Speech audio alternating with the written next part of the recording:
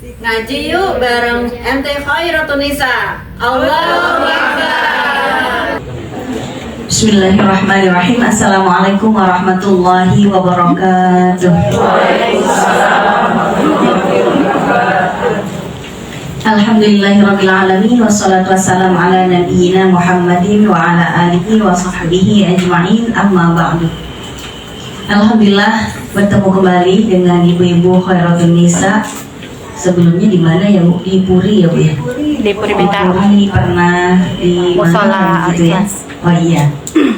Hari ini di tempat ini mudah-mudahan Allah memberikan rezeki yang berlimpah, yang halal dan berkah untuk berarti Siti Khadijah Butik ya Bu namanya. Iya. Mudah-mudahan kita semua juga senantiasa Allah berikan rezeki yang barokah. Amin amin ya rabbal alamin. Hari ini kita akan bahas tentang fikih berhias bagi muslimah. Setiap perempuan itu pastinya suka berhias ya Bu. Setidaknya biar kita senang matut diri di depan cermin kan. Makanya menjadi pribadi yang enak dipandang atau menjadi pribadi yang menarik itu udah fitrah buat perempuan. Orang-orang cendekiawan bilang Bu, al-mar'atu wal mir'atu. Jadi bahasa Arabnya perempuan itu mar'ah, bahasa Arabnya cermin itu mir'ah. Mar'ah, mir'ah, juz'un la yatajazza. Perempuan dan cermin itu adalah satu kesatuan yang tidak bisa terpisahkan. Ibaratnya dua gambar dalam satu koin ya Bu. Nah itu nggak bisa terpisahkan. Makanya perempuan nggak bisa lama-lama melewati cermin tanpa melihat kepadanya. Seandainya itu cermin dua Bu, adanya di samping saya kanan dan kiri, saya yakin Ibu nggak ngeliat saya. Ibu ngeliat cermin Mas. Kalau misalnya Ibu lagi jalan-jalan kemana gitu ya, tiba-tiba di pinggir jalan ada cermin besar sekali, di sebelah kirinya Ibu, atau Ibu lagi jalan ada di sebelah kanannya cermin, kira-kira bisakah Ibu melewatinya tanpa melihat kepadanya? Bisa. Nengok, mau buru-buru lihat yang apa jadi. Buru-buru. Yakin Ibu, buru-buru pun ada cermin gede banget gitu ya. Gede bang. Itu di pinggir, Ibu pas lagi jalan, panggat di pinggir jalan pas tuh di trotoar. Bisa Ibu melewatinya tanpa melihat ngelirik gitu bisa? Cobain. Kalau Ibu cobain, rasa-rasanya seperti melewatkan sesuatu yang mubazir. Kayak ada rasa bersalah gitu, karena tidak memanfaatkan kesempatan gitu. Nah, jadi perempuan itu pastinya semuanya suka berhias. Dan yang dihias oleh perempuan itu Bu, nggak cuma wajah ya, semuanya. Dari mulai ujung rambut sampai ujung kaki. Ya, rambut sampai wajah, sampai badan, sampai kaki, semuanya ada riasannya. Jadi pada hari ini kita mulai pembahasan fikih berhias itu dari atas dulu apa dari bawah dulu? Rambut dulu kali Bu ya. Oke. Rambut itu ada anjurannya, ada perintahnya, ada larangannya. Yang dianjurkan untuk rambut itu pertama adalah merapikan. Bangun tidur kita ngelihat rambut acak-acakan, kita rapikan entah pakai tangan atau pakai sisir. Jadi pertama kali kita bangun kita udah rapikan. Rasulullah kalau ada orang yang mengetok pintu beliau, assalamualaikum, sebelum buka pintu beliau nyari sisir dulu, nyisir dulu baru buka pintu. Jadi Nabi ingin selalu nampak di hadapan tamunya dalam keadaan rambutnya rapi tersisir. Pertanyaannya, kalau Ibu bangun tidur atau ingin menyambut suami pulang atau apapun itu rambut acak-acakan, apakah kita mau mencari sisir atau kita nyari sisir kalau mau pakai kerudung aja Bu? Kalau kerudungan nggak pakai sisir Bu, buka kerudungnya nggak bisa disisir rambutnya. Gitu ya. Nah, masalahnya kalau misalnya bangun tidur kan disuruhnya ya rapiinlah rambut. Cuman pertanyaannya adalah bangun tidur yang kita pikirin emang rambut duluan? Yang ibu cari duluan apa? Apa yang ibu pikirkan di kepala ibu saat bangun tidur nyari handphone? Mau ngeliatin apa sih? Bukan ngeliatin jam ya? Jam dinding kan di kamar udah ada lah ya. Bangun tidur tuh udah gede banget ntar gitu ya, jam dinding di kamar kita. Terus yang ibu cari dari handphone itu apa bangun tidur tuh? WhatsApp. Emang seperti itu kabar dunia? Harusnya kita mikirin diri sendiri dulu lah ya, sebelum mikirin orang, ya kan? Jadi kita mikirin diri sendiri, mikirin rambut udah rapi apa belum, tangan udah dicuci apa belum, wudhu apa segala macem kan. Habis sholat subuh kali baru kita ngecek WhatsAppnya. Lagian ibu tidur jangan-jangan jam 10, bangun jam 4. Emang ada yang mau WhatsApp dari jam segitu? Enggak sih, cuman perasaan kita aja yang merasa penting gitu. Merasa penting, jangan-jangan ada yang ngontak gitu ya. Ya udah. Baik, berikutnya lagi Bu. Soal menyambung rambut sekarang. Kalau tadi merapikan, kalau sekarang menyambung rambut. Di beberapa salon itu ada apa? Jasa apa Bu? Hair extension ya. Hair extension itu kan menyambung rambut. Itu kalau menyambung rambut itu Bu, yang disambung itu rambut asli manusia apa rambut sintetis? Macam-macam ya. Kalau ibu itu punya rambut yang high maintenance, yang perawatannya itu mahal, yang hair care-nya mahal, yang rambutnya panjang, terawat, rapi, hitam, berkilau, soft, dan lain sebagainya itu, tiba-tiba udah panjang banget terus ibu pengen potong pendek. Itu yang ibu potong kan rambut sebegitu indahnya ya. Itu merasa sayang nggak dibuang? Sayang. Nah itu dia, ketika ada yang merasa sayang, dia pikir saya merawat mahal-mahal nih, akhirnya ada yang jual ke salon Bu, ya kan? Buat apa dijual ke salon? Salonnya buat hair extension, buat nyambung rambut customernya kan. Nah, jadi kalau tiba-tiba Bu ada orang yang sehari-hari rambutnya jarang-jarang, udah banyak rontok, tiba-tiba lagi show, lagi ngapain, rambutnya tiba-tiba banyak. Mau dibilang wig juga enggak gitu ya. Nah itu biasanya karena hair extension. Nah, di sini dalam satu hadis disebutkan la'anallahu al-wasilah wal mustausilah, bahwa Allah melaknat orang yang menyambung rambut atau orang yang disambung rambutnya. Jadi yang kena laknat bukan cuma yang rambutnya disambung aja, tapi yang menyambungkan rambutnya kena juga. Tapi walaupun secara eksplisit disebutkan menyambung rambut itu terlaknat, ternyata di sini nanti para ulama menafsirkan kata wasilah dan mustausilah sebagai makna yang berbeda-beda. Makna berbeda-bedanya gini Bu, yang diharamkan itu apakah mutlak nyambung rambut atau tergantung dari yang disambung. Kalau sama sekali nggak boleh nyambung rambut, berarti Bu, kalau misalnya kita punya atau jepitan rambut Bu, dulu ada jepitan rambut yang ada apanya gitu ya, disambung, dijepit gitu kan. Terus dari jepitannya itu ada rambut bohong-bohongan, ada pita-pita bohongan gitu Bu, dulu Bu. Tahu dah, sekarang nggak ada ya? Dulu Bu ya? Iya. Dulu gitu Bu, ada pita yang ada rambut-rambutannya, rambut-rambut bohongan. Ceklik dari belakang tuh kayaknya rambut kita banyak. Begitu dicopot, ceklik ya jadi tipis lagi. Ya kan? Nah, itu berarti kalau misalnya mutlak nggak boleh nyambung, berarti itu nggak boleh.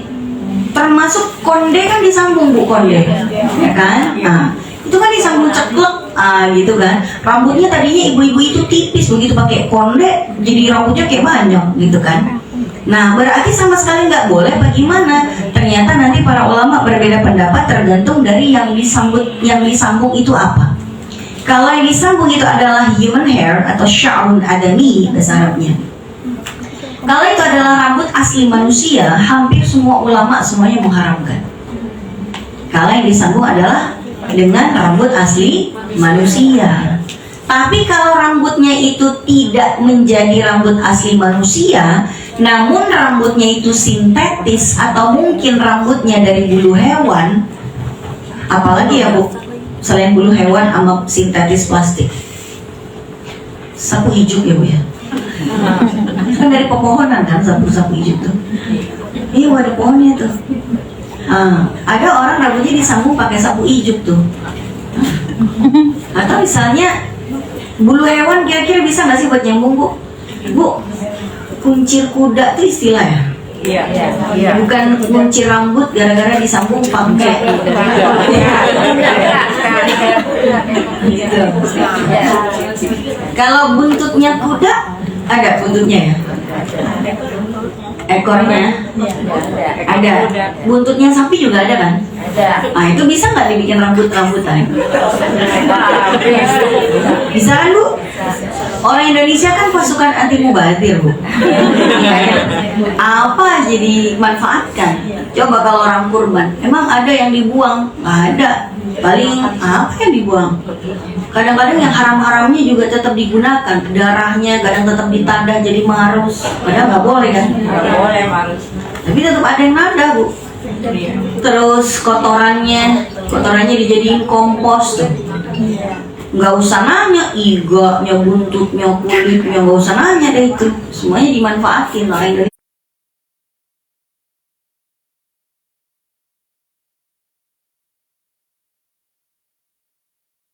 bung rambut kali.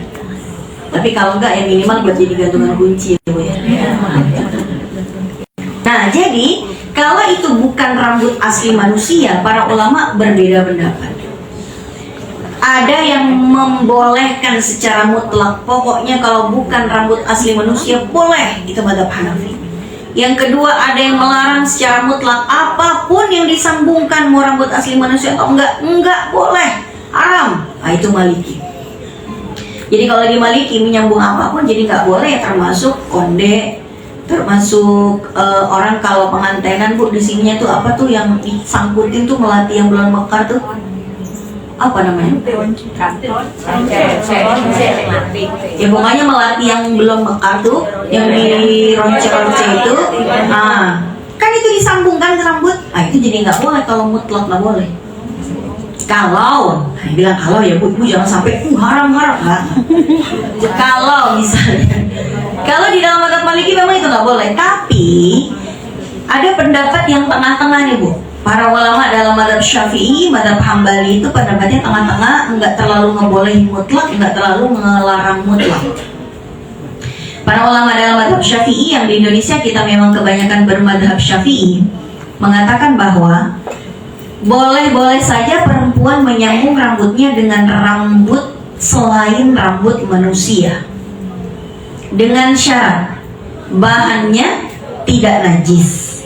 Jadi kalau yang disambung itu adalah buntutnya babi, mohon maaf nih, jadi nggak boleh kan, karena bahannya najis. Kemudian syarat yang kedua, yang menggunakan atau menyambung rambutnya dengan rambut selain rambut manusia adalah perempuan yang berstatus istri, punya suami dengan seizin suaminya. Tapi seorang perempuan yang single, entah itu perawan atau janda, gak boleh nyambung. Lagian untuk membuat kagum siapa Bu? Jadi kalau misalnya ada yang pengen nyambung rambut dengan rambut palsu, kata mazhab Syafi'i, gimana solusinya? Cari suami dulu, iya kan? Mau nyambung rambut tapi gak punya suami, ini izin sama siapa ya? Cari suami biar ada yang minta izin. Ya karena kita sebetulnya mau ngotak-atik kayak begitu buat siapa sih? Ya buat suami kan nomor satu gitu. Nah kemudian yang ketiga, memperlakukan rambut palsu yang disambung ke asli itu seperti rambut aslinya kita, yang ketika kita keluar rumah tetap dikerudungin, yang kalau mandi junub tetap dimandikan. Cuman masalahnya kalau rambut yang disambung, rambut palsu yang disambung ke rambut asli kita Bu, biasanya pakai lem gak sih Bu? Pakai kan? Lem itu anti air nggak? Anti air kan?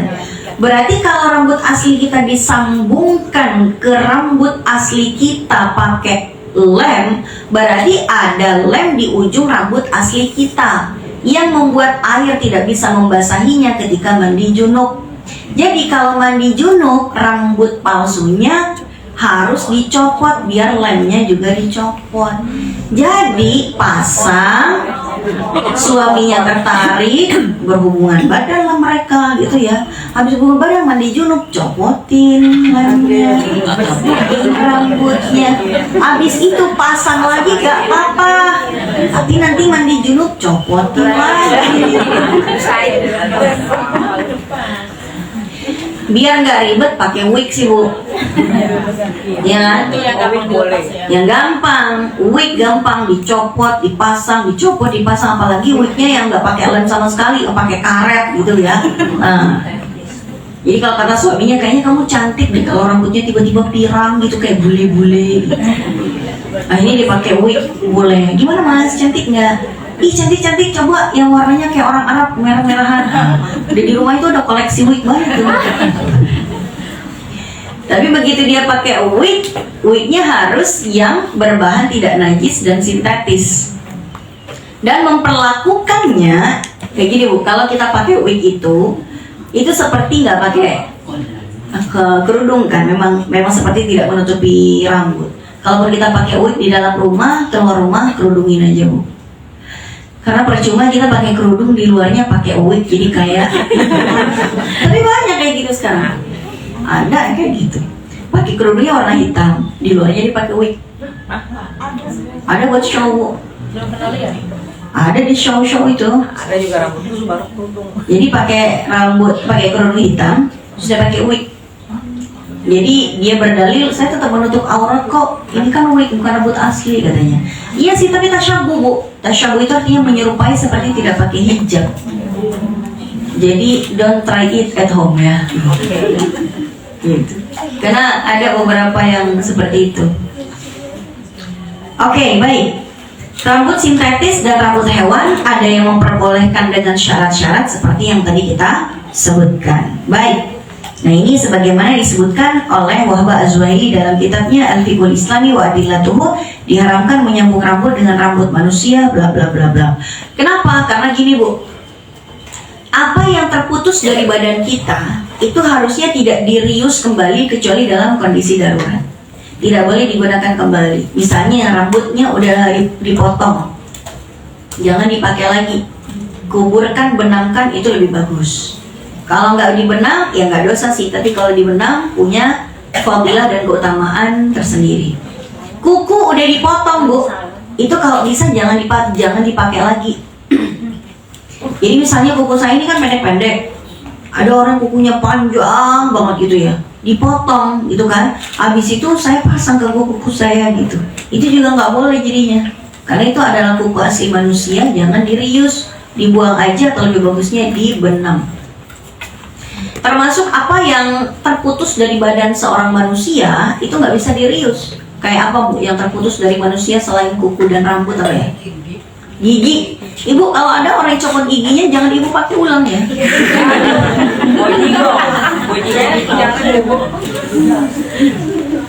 Iya kan? Jangan. Udah dibenam aja. Tapi orang Indonesia biasanya kalau nyopot gigi nggak dibenam, dia baik. Tergantung gigi yang mana. Bawah apa atas nih yang jatuh nih? Kalau gigi yang bawah, terlempar ke atas, katanya biar nunggu ke atas. Yang mana lah? Ada orang nunggu ke bawah. Kalau misalnya yang atas dibuangnya ke bawah. Ada yang dibuang ke got, ada yang dibuang ke sungai, katanya biar cepat nunggunya ke bawah. Emang dikata gigi yang ada di dalam tahu tuh bekas gigi yang sebelumnya kemana?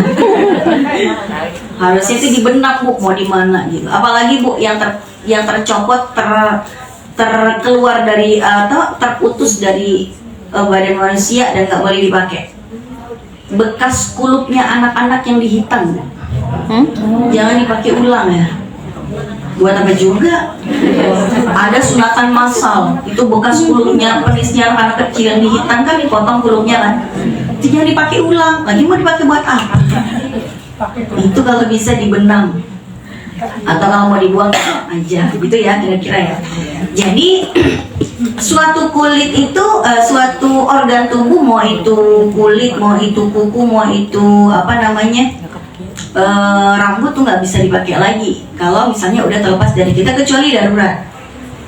Makanya boleh transplantasi organ itu boleh karena darurat. Misalnya ginjal, transplantasi apalagi mata, apa dan lain sebagainya itu karena darurat. Ya, coba orang nyambung rambut itu karena darurat nggak? Enggak. Orang nyambung kukunya darurat? Enggak kan? Ya udah. Berarti kalau memang tidak darurat tidak usah. Oke. Berikutnya lagi sekarang adalah rambut diapain lagi Bu selain dirapikan sama disambung? Dicat. Namanya dicat Bu. Udah kayak tembok aja ya. Rambut itu diwarnai. Kalau kita bicara diwarnain, ya nanti ada dilurusin, yang lurus yang dikeritingin, yang keriting dilurusin Bu. Ya. Yang tipis dibikin ngembang, yang ngembang dibikin tipis tuh ya. Ada aja gitu. Nah, jadi kalau kita mewarnai rambut terkait warnanya selain warna hitam silahkan. Jadi kalau ibu di rumah lagi mau nobar timnas lawan apa nih coba. Ntar Bu Desember timnas lawan Myanmar nih. Nah, gitu ya. Ibu mau nobar di rumah sama suami, yang kanan dibikin merah, yang kiri dibikin putih. Boleh itu silakan. Atau suami ibu mau nonton timnas ke GBK, ya. Habis itu dicat rambutnya tuh. Sebelah kanan merah, sebelah kiri putih. Ya, habis itu udah. Dia ke GBK. Bisa nggak? Bisa. Kalau warnanya selain hitam, silahkan. Tapi kalau warnanya hitam, di sini nanti para ulama berbeda pendapat antara makruh dengan haram. Kenapa ada yang mengatakan makruh dan haram, tapi nggak ada yang mengatakan sunnah, nggak ada yang mengatakan wajib, tuh nggak ada. Kenapa ada banyak ulama yang melarang warna hitam? Ceritanya gini Bu, ada seorang laki-laki dia datang pada Rasulullah SAW dan rambutnya udah mulai menyala-nyala warnanya. Menyala warnanya itu maksudnya berwarna putih menyala Bu, kayak ada lampu Philip di atasnya. Putih semuanya. Terus Nabi bilang sama dia, tolong ini laki-laki ini namanya Abu Quhafah. Dia adalah bapaknya Abu Bakar As-Siddiq. Kebayang ya Bu, Abu Bakar udah tua kan, bapaknya lebih tua lagi Bu. Itu Abu Quhafah namanya. Rambutnya udah putih semua Bu. Nah, kata Nabi, bawalah dia, antarkan ke istrinya. Lalu ubahlah warna rambutnya, wajtanibus sawada, dan ubahlah warna rambutnya menjadi warna selain putih, tapi hindarilah warna hitam. Sabdanya Nabi hindarilah warna hitam inilah yang membuat para ulama melarang warna hitam. Ada yang mengharamkan secara mutlak, ada yang hanya sekedar memakruhkan saja. Lalu bagaimana kita menyikapi kalau kita ingin menyemir warna rambut kita? Kalau bisa Bu, ambil warna yang paling dianjurkan sama Nabi, warna inai atau warna katam. Warna inai itu seperti warna henna. Warna henna itu warna apa ya Bu? Kemerah-merahan, kecoklat-coklatan, oren-orenan, nyampur lah itu jadi satu. Ya, itu namanya warna inai. Nah, buat ibu-ibu yang kulit wajahnya cocok dengan warna itu silahkan. Tapi kalau misalnya wajahnya nggak cocok berambut seperti itu Bu, kalau saya nggak pede Bu. Dan kalau saya pakai warna itu, ntar suami saya kata suami saya berjemur di bawah matahari, bagaimana? Kalau misalnya teman-teman saya dulu di Pakistan Bu, jadi di asrama, teman-teman saya yang di luar kota Islamabad itu kan pada ada di asrama ya.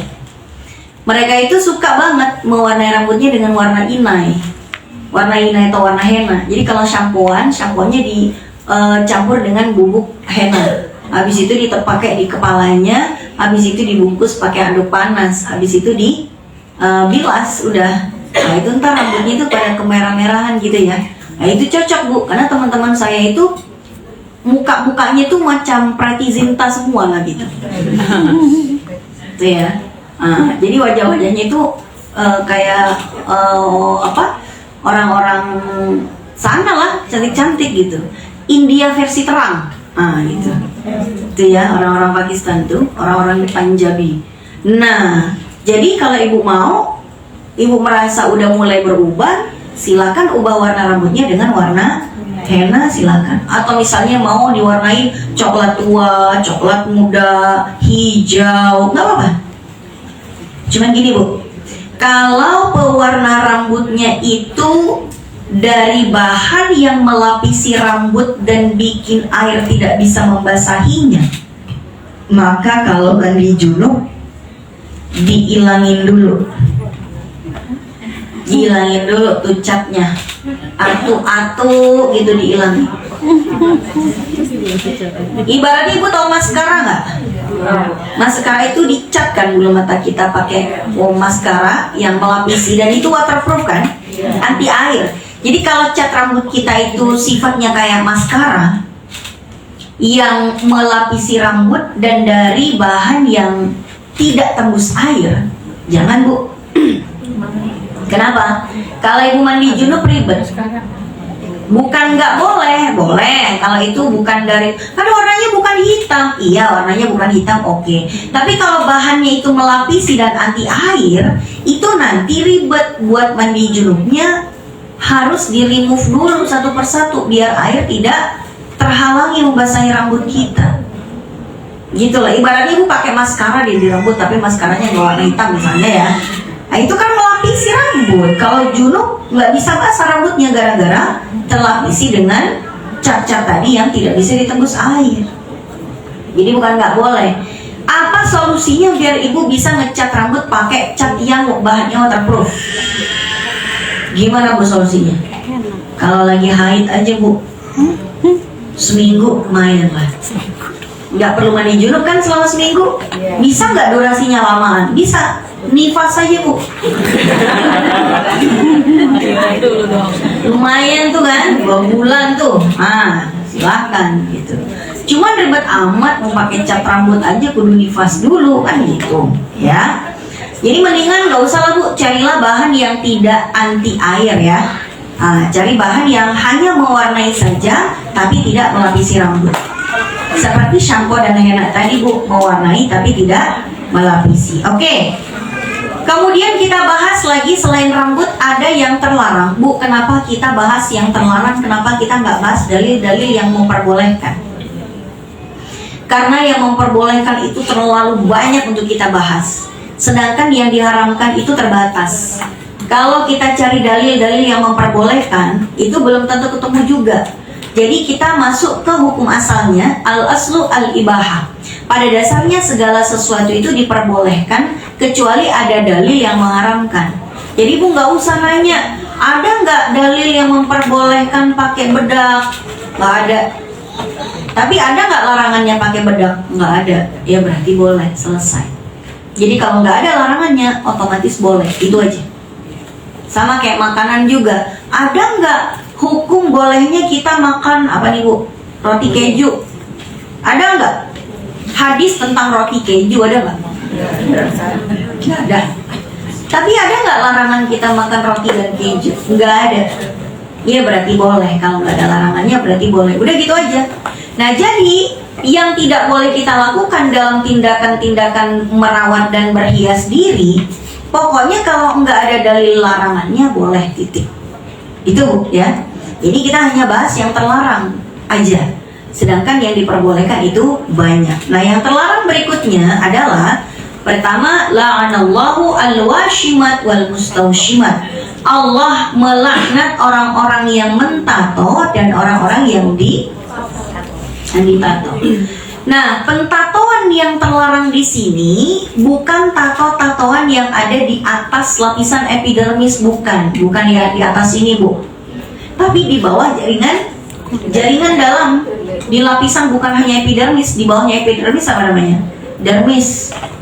Jadi bu kalau lapisan epidermis nih di atas nih nggak ada darahnya, nggak ada pembuluh darahnya. Tapi kalau ke bawahnya lagi dermis, di situ udah ketemu pembuluh darah. Nah di jaringan itulah pentatoan terjadi, menyuntikkan tinta di bawah kulit yang mana tato itu nanti bercampur dengan darah dan disesuaikan dengan gambar-gambar yang kita inginkan. Apa sih Bu gambar tato tuh biasanya ya buat perempuan ya? Ada yang gambar kupu-kupu, bunga, apa lagi? Mawar. Kalau cowok Bu, macam-macam Bu. Ada yang dilihatnya gambar bom. Kalau dimeledak beneran gimana tuh ya? Ada yang kalajengking, ada yang huruf-huruf ada Bu. Ya, preman tuh misalnya tulisannya di sini jagal, serem ya. Bawa ke atas lagi masih ada lanjutannya Bu, jagalah kebersihan. Jadi tato-tato yang seperti itu yang nggak boleh. Nah buat perempuan yang ada unsur pentatoan di wajah, apa kira-kira? Alis itu nyuntikin tinta nggak? Sulam alis, sorry. Sulam alis itu kan ada tinta yang dimasukkan. Nah, berarti kalau tintanya dimasukkan nggak boleh. Tapi kalau cuma digambar di atas kulit bagian luar itu nggak masalah. Contoh, ya, pensil alis atau henna yang digambar di atasnya. Kayak misalnya kita kan ada orang pengantin itu kan dilukis ini kan hennanya kan, gambar bunga bisa, nah ditaruh di mukanya di sini, gitu. Jadi henna tuh di situ tidak ada tinta yang disuntikan, aman. Cuma memang tetap cepat pudar sih memang ya nggak apa-apa. Jadi digambar dulu nih di sini, dilukis di atasnya, terus dikasih bumbu-bumbu henna, gitu, set. Itu bukan sulam alis Bu namanya, nyetak alis pakai henna. Ya, nah itu namanya bukan sulam alis. Ya nggak masalah kalau di atas lapisan kulit. Yang nggak boleh itu nyuntik tinta ke bawah kulit di jaringan dermisnya itu. Kalau dulu Bu waktu saya masih kecil itu nyetak tato pernah Bu, tapi tato-tatoan yang dari stiker, hadiahnya ciki gitu. Jadi di dalam ciki itu cikinya nggak enak Bu, nggak enak, ciki juga nggak dimakan, yang dicari hadiahnya doang. Nah, habis itu kan di sininya ada gambar tuh, ada gambar jagoan neon, taruh di sini. Diambil koin, digede, ditarik plastiknya, cerak, ada. Udah merasa bangga banget, udah kayak udah yang paling iya aja gitu. Kalau udah berhasil nyetak full, kan kadang-kadang dicetak kepalanya hilang separuh, mananya hilang separuh. Kalau kita berhasil nyetak full tuh, kita pamerin teman-teman, gitu. Nah kalau yang kayak gitu tuh nggak haram. Cuman kalau mau sholat harus dihilangin. Kenapa? Karena bahannya waterproof, ya kan? Nah begitu pulang, ibu saya tuh udah nungguin. Kalau udah pulang sore, nungguin anaknya pulang nih. Tadi cariin tuh betis saya dicek. Kan Bandung tuh loh ya, saya Bu betis juga saya kasih stiker dulu. Ya mainnya teman-teman laki semua nggak punya cewek kan? Wah gitu. Sininya dicek sama ibu saya, diuruk-urukin pakai minyak putih semua. Udah di sana mandi, siap-siap ke surau kan gitu. Ya udah, ya habis rumah saya dulu laki semua, nggak ada saya sebaya gitu, sepupu yang cewek kan, jadi mana mau laki gitu kan. Wah sininya tuh, wah udah kayak anak laki gitu kan. Nah akhirnya kalau tato seperti itu jadi nggak haram, cuman kalau sholat harus dibersihkan gitu. Apalagi yang tatoan di wajah buat perempuan, bibir kali ya. Dulu saya pikir sulam bibir itu namanya nyulam itu kan pakai benang wol ya. Kirain bibirnya disulam pakai benang wol. Ternyata bibir yang disulam itu menyuntikkan tinta ke bawah jaringan kulit bibir dengan tinta yang warnanya diinginkan. Itu juga termasuk nggak boleh ya. Kalau ibu mau pakai lipstik aja yang kapanpun bisa kita usap, yang nggak permanen sifatnya. Karena kalau sulam alis, sulam bibir dan sulam alis itu yang menyuntikkan tinta kan permanen, bisa bertahan berbulan-bulan. Nah mendingan pakai lipstik aja ibu. Misal ibu pagi mau pakai warna oranye bibirnya, siang merah, malam merah bata. Besoknya lagi pagi pakai warna ungu, siangnya pakai warna nude. Nah, malamnya pakai warna corona. Silakan koleksi lipstiknya dimanfaatkan, nggak apa-apa. Tapi jangan pakai sulam alis. Kemudian sulam. Wal mutanammi Mutanamisot. Mutanamisot itu artinya mengerik atau mencukur bulu alis. Bu, alis udah nggak usah dicukur-cukur, nggak usah dikerik-kerik. Kalaupun bentuknya kita kurang seret, iya tipis ya, pakai aja pensil alis bu. Ibu mau pensilnya ke atas, ke bawah, mau begini, mau datar, mau gambar cicak juga bisa bu situ. Itu silahkan, tapi jangan ngerik alisnya. Kecuali kalau nanti ada pengecualian ya bu, tenang aja. Ini masing-masing semuanya ada pengecualiannya, tenang aja. Yang penting sekarang hukum asalnya dulu ya. Wal mutafallijati lil husni, orang yang memangkur giginya bukan karena untuk kesehatan, bukan karena untuk apa, tapi sekedar ingin ya dicakap-cakapin aja gitu. Kalau di masa lalu, di masa Nabi, gigi itu dipangkur bukan bagian bawahnya, tapi bagian sela-sela giginya. Jadi giginya dibikin renggang-renggang. Jadi bagian gigi sampingnya bu, dikikir-kikir biar jadi ramping-ramping giginya. Karena standar gigi yang indah di masa itu. Gigi yang indah itu yang renggang di masa itu. Kalau di masa sekarang kan yang cakep yang rapat kan.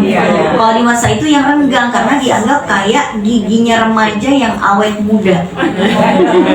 Jadi kalau ada bapak-bapak umur 50-an giginya renggang-renggang, wah awet muda.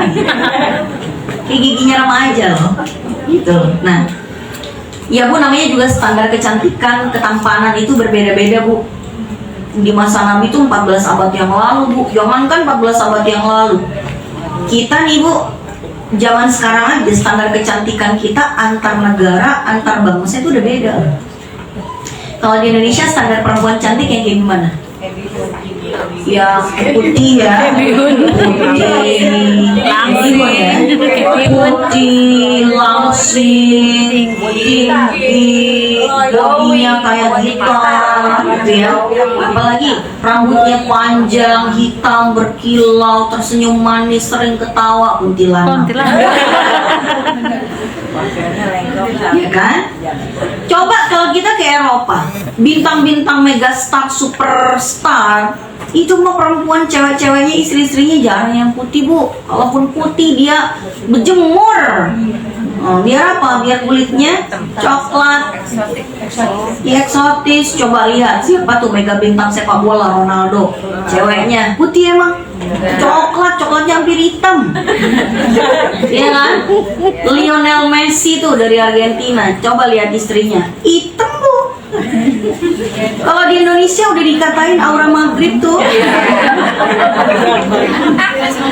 Kalau di sana kalau yang putih yang dikatain tuh kayak orang penyakitan, pucat banget gitu. Kagak pernah menjemur apa gimana, kulitnya kagak sehat tuh, pucat gitu. Gitu bu, standarnya beda-beda kan? Iya dong. Nah kalau misalnya kita di generasi ini saja udah beda antar bangsa standar kecantikannya, apatah lagi udah beda generasi 14 abad yang lalu, standar yang gigi yang indah di masa itu yang renggang. Tapi intinya memangkur gigi mau bagian tengah kek, mau bagian bawah juga nggak boleh. Kadang-kadang kalau kita bu di Indonesia sekarang banyak kan yang dikikir bagian bawah ya, buat dipakein veneer kan biasanya. Kalau dipakein veneer, bu tahu pakein veneer? Dipasangin lapisan lain di luar gigi, jadi warnanya putih banget kayak kapur barus. Putih banget. Tapi kalau ibu termasuk orang yang nggak bertahan sama gigi yang berkarang, jangan, karena itu kan nanti kalau dibersihin cuman bagian veneernya aja ya. Begitu lepas veneer tuh bu, gigi aslinya kan nggak disikat berapa lama tuh. Wah mantap tuh. Intinya jangan dikikir, udah bukan masalah veneernya, masalah ngikirnya ya. Kemudian al-mughayyirati khalqallahi ta'ala, mengubah ciptaan Allah secara permanen. Udah normal di otak-atik permanen. Kalau di otak-atiknya nggak permanen nggak apa-apa. Kayak alis di otak-atik pakai pensil alis nggak permanen, it's okay. Eyeliner nggak permanen, maskara nggak permanen. Apalagi bu, ya nggak permanen. Blush on nggak permanen. Bibir yang tadinya warnanya hitam jadi merah, nggak apa-apa. Apalagi tulang pipi yang tadinya enggak merah dibikinin blush on jadi merah banget. Kalau kemerahan kadang-kadang kayak habis ditabok. Itu nggak permanen, it's okay. Yang bermasalah kalau tindakan-tindakan invasif yang mengubah secara permanen. Contohnya apa, Bu? Nih contohnya ya. Tadi tato ya. Nih kayak implan payudara, mohon maaf. Orang perempuan udah dikasih payudara udah normal, cuma ngiri sama yang payudaranya gedean, ya. Akhirnya dioplas. Bu tahu nggak implan payudara tuh diapain? Ada tutupannya cangkir nggak? Ah ini Bu kayak gini ya. Ini kan payudara nih. Bagian bawahnya sini, ya di bawahnya sini Bu diiris bagian sininya, masukin silikon dengan ukuran yang diinginkan ya, masukin silikon terus kan dijahit lagi. Ntar kalau udah expired Bu harus ganti, kan ada expirednya. Jika ada expirednya Ibu, misalnya expirednya 5 tahun 6 tahun, pastikan saldo cukup. Karena harus menyayat lagi, ngeluarin yang lama ganti yang baru gitu. Sebetulnya kalau misalnya nggak kepengen bongkar pasang gitu, enaknya bagian bawah jangan disayat ya, pasang resleting. Jadi enak gitu ganti. Nah kalau misalnya udah expired, silikonnya enggak diganti dengan yang baru, pecah di dalam, meninggal. Udah lah Bu, ribet lah begitu Bu. Yang ada aja dah Bu ya. Ukuran biarin dah segitu-gitu aja. Udahlah. Bersyukur aja. Oke, kemudian apa lagi? Operasi hidung Bu, hidung kita ini normal. Jangan minder dengan hidung yang ukuran hemat gini Bu. Orang-orang barat itu sama hidungnya orang Indonesia, orang Asia itu Bu memuji-muji. Apa kata mereka? Cute nose. Hidung kita itu dibilang cute. Apa itu cute? Imut-imut, lucu, gemesin. Nggak ada ceritanya orang Indonesia kalau berantem hidungnya patah, nggak ada. Emang dari awal nggak ada tulangnya. Coba kalau Ibu nonton film-film Hollywood, wow, gedebak, tua, naiknya kan, patah hidungnya, aduh, langsung berdarah. Di Indonesia ada nggak silat-silatan yang, iya hidung saya patah? Nggak ada, nggak ada tulangnya, apa yang mau patah? Tapi alhamdulillah kita masih bisa bernafas Bu, ya kan? Napas kita normal, alhamdulillah udah. Kecuali kalau hidungnya nggak normal, lain lagi ntar urusannya. Bisa lubangnya nggak ngadep ke bawah, ngadep ke atas, nampung air hujan. Nah itu baru kalau nanti nggak normal. Atau saking peseknya Bu, sampai sesak napas nggak bisa napas. Nah itu lain lagi ntar urusannya. Tapi kalau hidung kita itu udah ya Allah bisa bernafas dengan nyaman, udah. Tapi kalau misalnya kurang-kurang cantik ya tinggal dipakein shading lah Bu, ya. Di shading itu dikasih kontur, sininya hitam, dipakai blend gitu ya. Terus sininya dikasih yang terang, kadang-kadang sininya dikasih apa tuh shimmer gitu ya. Udahlah gitu aja. Begitu hujan hilang lah itu.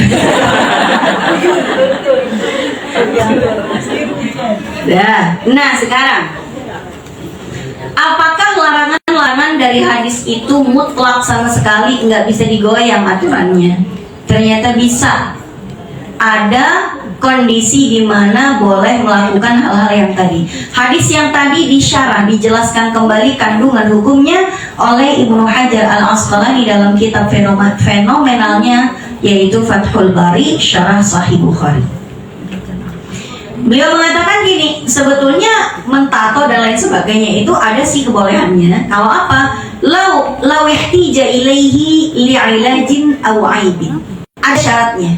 Ngotak-ngatik hukum yang tadi jadi boleh kalau untuk kebutuhan dua hal. Satu, untuk kebutuhan pengobatan. Yang kedua untuk aib, untuk memperbaiki aib. Pertama apa Bu? Untuk pengobatan. Kedua untuk memperbaiki aib. Contohnya pengobatan itu gini Bu. Ada orang lahir dengan bibir sumbing. Orang bibir sumbing normal nggak Bu? Aib nggak? Aib dong. Lalu dia oplas memperbaiki struktur bibirnya, boleh. Ya. Jadi bagian yang kayaknya sumbing gitu, nanti entah dikasih filler, entah dikasih apa gitu ya, akhirnya tidak sumbing lagi. Bu, orang yang lahir dalam keadaan gigi mohon maaf maju banget sampai susah minum, itu aib nggak Bu? Kita Bu kadang-kadang melihat orang kayak gitu gampang banget kita ngatain, nggak tahu dalam hatinya dia hancur cuma ditahan. Apalagi masih anak-anak sekolah, dia dikatain tonggos boneng sama teman-temannya. Mungkin buat anak yang kuat mentalnya dia hahaha aja depan temannya, tapi kalau dia lagi sendirian, dia meratapi nasibnya sendiri, pengen punya gigi normal kayak teman-temannya kan. Akhirnya sama orang tuanya dia dibawa ke ortodontis, biar apa? Biar giginya yang maju bisa ke dalam. Akhirnya rahang sebelah sini, giginya yang sebelah sini atas tuh dipotong, lalu dimasukkan, dia bisa mingkem. Itu boleh. Kenapa? Itu aib, itu tidak normal. Atau untuk pengobatan nanti, nah, pengobatan misalnya luka bakar, boleh nggak sih oplas wajah? Ya kalau dia jadi korban penyiraman air keras Bu, korban penyiraman air keras kan? Bukan Agus Bu, nggak sedih lagi. Jadi kalau dia jadi korban penyiraman atau misal penyiraman air keras atau dia jadi korban kebakaran, kulitnya Bu itu aduh, kalau nggak oplas bisa kayak monster tampilannya, maka dia dioperasi silahkan ya untuk pengobatan. Atau untuk pengobatan kayak gini Bu juga, ada orang punya gingsul tapi gingsulnya itu agak aneh, gingsulnya maju banget dan tajam banget. Kalau dia ngomong ke gigit mulu ininya bibirnya, atau kalau dia makan jadi kegigit, nggak jelas lah cara mengunyahnya itu jadi nggak normal. Boleh nggak kalau dia mengikir giginya biar tumpul yang tadi tajam? Bisa. Yang tadinya ngikir gigi nggak boleh, jadi boleh dengan alasan pengobatan atau penanganan pada ketidaknormalan. Atau menambah organ yang kurang, ada orang jarinya harusnya 5, ternyata cuma 4, ditambahin jari-jarian bisa. Atau tadinya jarinya harusnya 5, dia jadi 6, dipotong satunya. Nah itu juga bisa ya. Atau misalnya Bu, ada orang boleh nggak orang itu mentato wajah? Kalau normalnya nggak boleh. Tapi bayangkan ada orang lahir punya tanda lahir hitam di setengah wajahnya. Setengah wajah yang lain sama dengan warna kulit yang lain, tapi sebelah kanan wajahnya hitam semua. Aneh nggak Bu? Masa iya dia harus nutupi mukanya begini mulu tiap hari? Itu cacat kan? Aib kan? Kalaupun ditato sebelah kanan wajahnya dengan warna tinta yang sama dengan kulit sebelah kiri, silahkan. Berarti kalau dia udah ditato warna yang sama dengan yang kirinya jangan keputihan lagi Bu. Ya kan, dia pakai krim-kiriman, suntik vitamin C, jadi glowing kiri doang. Karena tato lagi, gitu kan, ribet. Intinya, itu kan aib. Atau ada orang Bu lagi operasi kanker payudara, payudaranya diambil sebelah kiri kan, dia cuma punya kanan doang. Aib nggak tuh? Perempuan harusnya punya sepasang payudara, dia punya kanan doang. Tapi kan kemana-mana bisa tuh beranya dipakein apa kayak kain percak biar sama ada isinya. Iya, kalau dia nggak punya suami, masa depan suami mau pakai bra isi kain percak Bu? Kalau kata suaminya, aduh nggak berhasil, saya ngelihat payudara cuma satu nih, ya kan? Akhirnya dipasangilah sebelah kiri yang bentuk dan ukurannya sama dengan yang kanan. Nah kalau kita udah normal, udah punya kanan kiri, size-nya juga udah bener, udah udahlah nggak usah diotak-atik lagi, tuh ya. Lagi ini Bu mau bongkar pasang tiap kali expired. Ada gitu payudara expired. Berikutnya lagi Bu, parfum Bu katanya jawabnya nanti jam berapa? 11:30, baik. Sekarang Bu, parfum itu katanya ada yang bilang haram ya. Ibu pernah dengar nggak ada orang mengharamkan parfum buat perempuan? Katanya kayak pelacur katanya. Frontal sekali ngomongnya. Gara-gara salah pemahaman atas hadis ini. Hadis ini bunyinya gini bu, ayyuma mar'atin, perempuan yang mana saja istaqtarat, yang memakai wewangian, summa kharajat, kemudian dia keluar rumah. Nah ini harusnya yang digaris bawah. Famarrat ala qaumin, lalu kemudian dia setelah pakai wewangian itu dia nimbrung di tempat cowok-cowok pada ngumpul. Buat apa? Liyajidu rihaha, biar cowok-cowok pada terpesona dengan aromanya. Maka dia seperti pelacur, pezina, dan semua mata yang memandang kepadanya. Karena itu tata cara perempuan tuna susila di masa Nabi untuk mencari pelanggan. Semprot, ada cowok pada nongkrong, nimbrung saya wangi kan, tuh cium deh wangi gitu. Nah kalau ibu-ibu pakai parfum dari rumah ke tempat ini, ibu mau mempesonakan siapa? Mau menggait hatinya siapa? Security depan. Enggak kan? Jadi enggak semua perempuan pakai parfum dianggap seperti pelacur segala macam, lebay itu. Kalau memang perempuan sama sekali nggak boleh pakai parfum jamaah sekalian, maka sabunnya jangan pakai sabun yang ada wanginya. Pakai shampoo yang tidak ada wanginya, deterjen dan softener yang tidak ada wanginya, nggak usah disemprot pakai key spray dan lain sebagainya itu semua ada wanginya. Lotionnya pun jangan yang berparfum. Udah lah, dia ngelarang semprot parfum, tapi sabunnya wangi, lotionnya wangi, shampoo-nya wangi, deterjen softenernya wangi, disemprotin pakai ketika disetrika pakai apa itu? Kispray trika itu. Nah, itu juga baru wangi sekali. Lah terus apa bedanya dengan orang yang nyemprot? Nah, dia juga pakai parfum. Tapi jangan sampai keliru. Bukan berparfumnya yang terlarang, tapi yang terlarang adalah memikat hati laki-laki yang tidak halal dengan tindakan wewangiannya itu. Dia memakai wewangian untuk mendapat simpati dan menggoda laki-laki. Itu yang nggak boleh. Misalnya ada orang semprot. Ih, kenapa sih semprot mulu? Mau ketemuan nih sama pacar. Nah, itu nggak boleh. Jadi kalau pacaran nggak boleh semprotan. Ya bukan nyemprot yang nggak boleh, emang pacarannya. Gitu ya. Oke, baik. Nah, sekarang kalau seandainya pakai parfum itu sama sekali nggak boleh, manalah Rasulullah membedakan parfum cewek sama parfum cowok. Maka disebutkan innal tiba rijali ma dhahara rihu wa khufiya launuhu. Sesungguhnya wewangian yang dianjurkan untuk laki-laki yang aromanya itu lebih menyengat.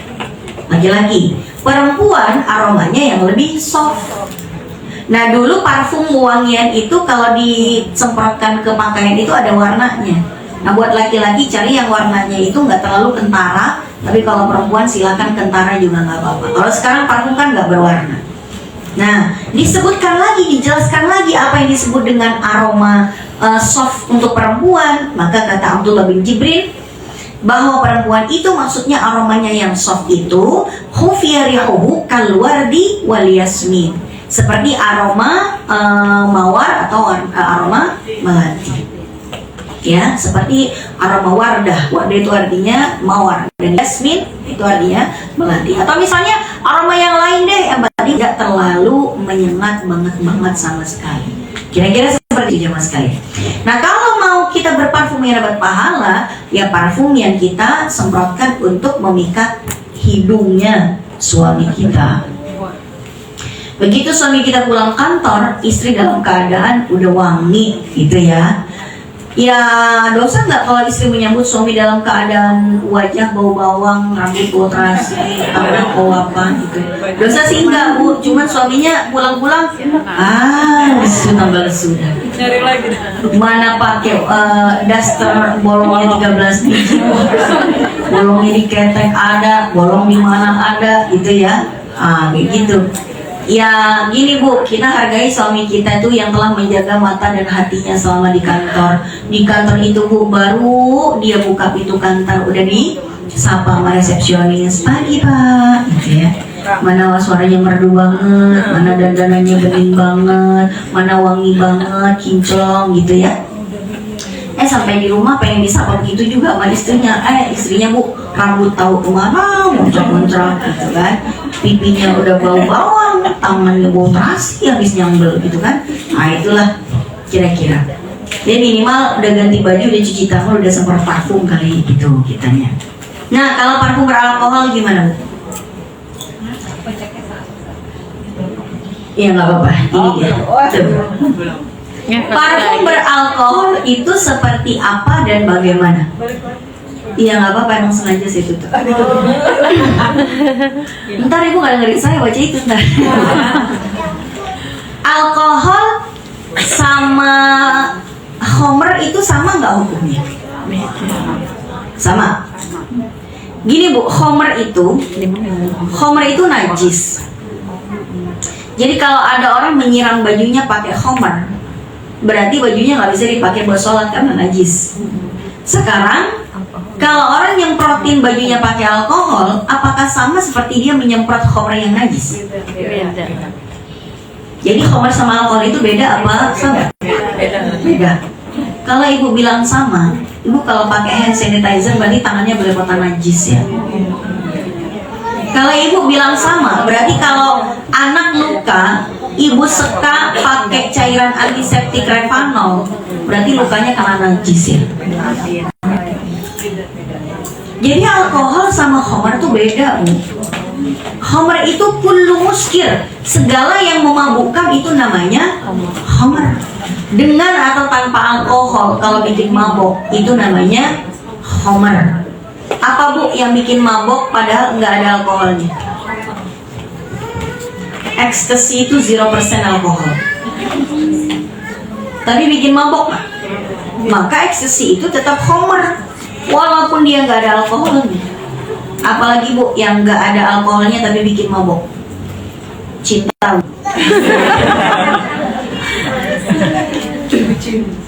Jadi cinta itu homer. Nah, begitu juga sebaliknya. Ada yang mengandung alkohol tapi nggak memabukkan, itu bukan homer. Seperti hand sanitizer, bu, kalau ada orang iseng minum hand sanitizer 50 ml, insya Allah dia nggak akan mabok, meninggal. Jadi hand sanitizer emang haram diminum bukan karena dia homer, tapi mematikan, gitu loh. Revanol, cairan pembersih luka antiseptik, itu 80% alkoholnya. Iya. Emang orang kalau minum itu mabok? Mati. Ya kan? Jadi alkohol itu tidak sama dengan homer. Bahkan MUI membedakan mana alkohol atau etanol yang disebut sebagai biangnya homer, mana yang bukan. Adapun alkohol yang diproduksi oleh perusahaan miras atau rekanannya, itu yang biasa dipakai untuk menjadi biang pembuatan homer, itulah yang homer. Tapi kalau alkohol yang tidak diproduksi oleh pabrik minuman keras, tapi dia diproduksi untuk mengawetkan aroma, ya bu, alkohol untuk mengawetkan aroma itu contohnya jadi produk apa? Parfum, wewangian yang di kamar mandi itu, apalagi yang ibu suka gantung-gantung di lemari buat wangi baju, itu ya, Stella jeruk ya. Itu kan semuanya ada alkoholnya mengawetkan aroma. Itu bukan homer bu. Ibu makan Stella jeruk nih yang segini, mabok nggak? Ada alkohol itu, ada etanolnya, nggak mati ya. Nggak mabuk mati ya. Atau alkohol yang diproduksi untuk menghilangkan atau membunuh kuman dan bakteri, itu juga bukan homer, termasuk dalam pencampuran pembuatan obat batuk cair, itu juga bukan homer. Jadi walaupun obat batuknya ada alkohol sekian persen, itu bukan homer ya bu. Ya. Jadi boleh sebenarnya. Boleh, gitu loh. Yang nggak boleh ibu minum homer tuh, contohnya brandy, whisky, margarita, wine. Nah itu nggak boleh ya. walaupun buat campuran pembakaran steak. Steak itu kadang agar aromanya lebih enak dan lebih juicy, disiram pakai wine lalu dibakar. Ya itu Bu, udah terkena najis, nggak boleh dimakan ya. Jadi Ibu belinya steak yang tanpa wine. Itu kira-kira Bu ya. Oke. Dah. Jadi konklusinya adalah parfum yang beralkohol itu tidak sama seperti khamr. Berapapun campuran alkoholnya Ibu semprotin di pakaian, itu tidak menajiskan pakaian kita. Jangan khawatir. Kadang-kadang ada yang bilang gini, ada iklan parfum. Oh ini parfum aman Bu buat sholat. Ya emang semuanya juga aman. Itu trik marketing aja Bu. Trik marketing lah itu.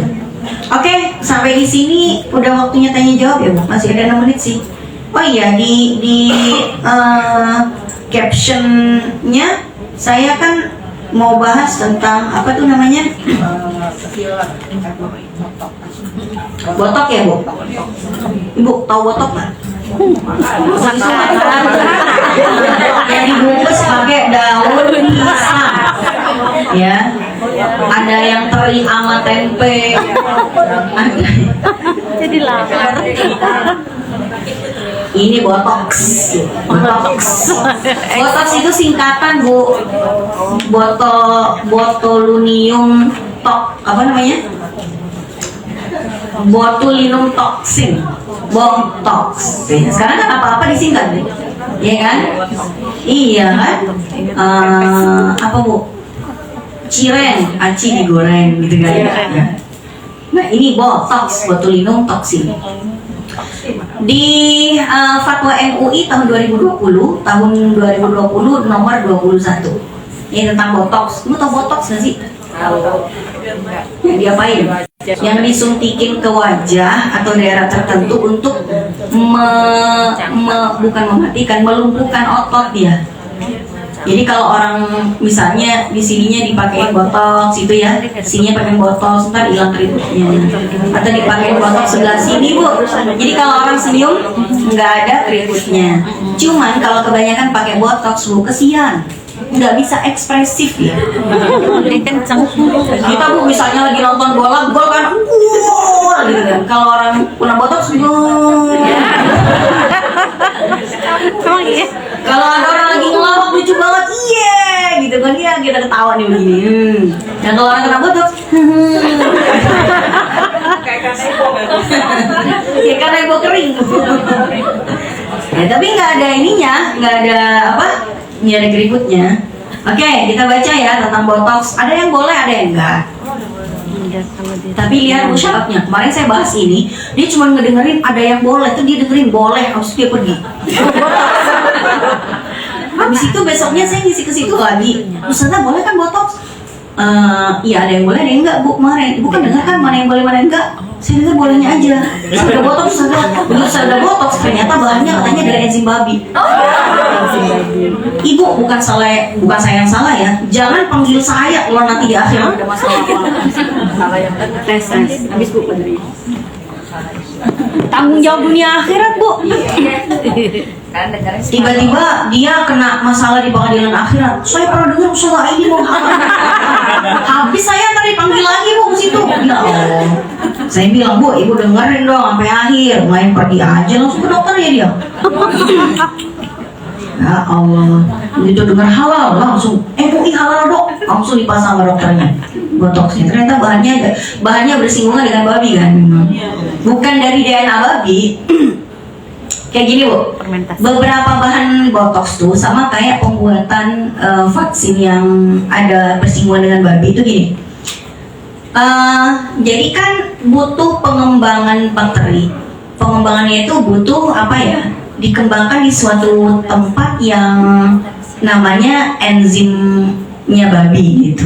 Tapi bahannya bukan dari babi. Kayak gini deh gampangnya. Ibu tahu cara petani nanam ya? Petani nanam padi nih. Padinya nggak dari babi. Cuman sawahnya dicangkul pakai cangkul tulang babi gitu loh. Ya, dicangkul pakai cangkulan tulang babi. Disitulah benihnya disemai. Itu loh, habis itu. Jadi bersinggungan dengan babinya itu dalam saat penyemaian benih. Penyemaian benih gitu ya. Jadi ada bersinggungan dengan babi memang. Nah, maka di sini syarat kebolehannya nanti jelas. Di nomor 21 tahun 2020 MUI bilang gini, Bu. Ini Bu panjang banget, Bu, fatwanya.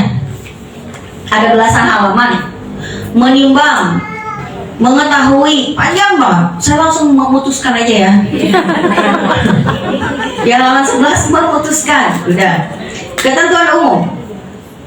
Dalam fatwa ini yang dimaksud dengan botulinum toksin atau botox adalah neurotoksin atau protein yang dihasilkan oleh bakteri Clostridium botulinum. Ini nama bakterinya yang disemai menggunakan enzim babi.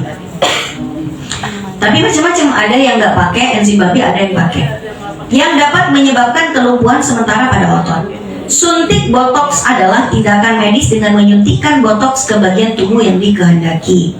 Ketentuan hukum, suntik botox yang digunakan untuk kecantikan, Ibu, yang diperbolehkan ya, yang diperbolehkan nih, dengerin Bu, jangan ada yang pergi ya, dengerin.